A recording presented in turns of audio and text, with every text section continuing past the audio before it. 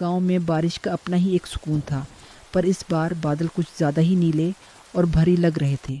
तभी दरवाजे पर दस्तक हुई। एक अनजान साया जो बारिश के बीच बिल्कुल खामोश खड़ा था। हमने उसे सबसे गर्म जगह दी। माँ ने खाना परोसा, पर उस मुसाफिर ने अपना कातुरा छुआ तक नहीं। पिताजी बाहर काम कर रहे थे और वो मेहमान बस उन्हें दूर से ताकता रहा। माँ ने उसके लिए सबसे बेहतरीन पकवान बनाए, मगर किचन की हवा में अब एक अजीब सी थांदक थी।